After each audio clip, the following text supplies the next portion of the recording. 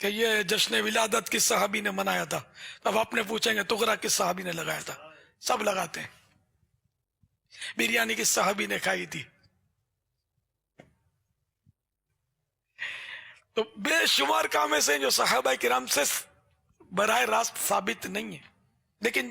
شریعت نے ان کو منع نہیں کیا تو جائز ہے۔ To ask me a question that about Eid Milad النبی، آپ دیکھیں گے کہ ہمارے مسلم معاشروں میں جتنے ہیں، خصوصاً انڈیا، پاکستان اور ممالک میں، کہ ایک عید میلاد النبی منایا جاتا ہے، وہ birthday of the prophet. اور اگر آپ دیکھیں گے یہ 12 ربیع اول ہے، اور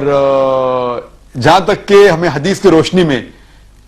ہمیں یہ ثابت نہیں ہوتا ہے کہ محمد صلی اللہ علیہ وسلم نے کبھی اپنا سالگرہ بنائے، یا صحابہ نے یا تائین یا تبع تائین نے کبھی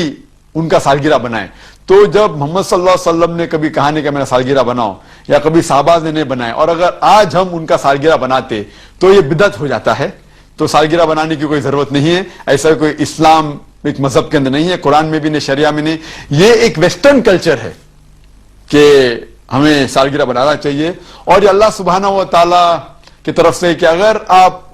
غور کریں گے 12 ربیع اول محمد صلی اللہ علیہ وسلم کا برتھ ڈے بھی ہے، اور ساتھ ساتھ ان کا انتقال بھی 12 ربیع اول میں ہوا۔ تو اگر میں آپ سے پوچھوں گا کہ 12 ربیع اول ان کا ڈیتھ اینیورسری بنا رہے یا برتھ اینیورسری بنا رہے،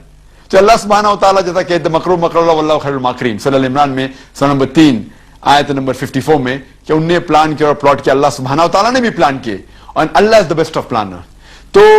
یہ کوئی قرآن اور حدیث کی روشنی میں ثابت نہیں عید میلاد النبی بنانا، اور ہمیں بنانے کی ضرورت نہیں ہے۔ یہ جس طریقے سے کرسچن لوگ عیسیٰ علیہ السلام کا برتھ ڈے بناتے ہیں، یہ الگ مذہب ہے، اسلامک مذہب میں اس کی کوئی اجازت نہیں۔ رحمن یا رحمن ساعدنی یا رحمن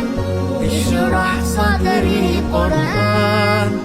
املأ قلبی قرآن واسق حیاتی قرآن۔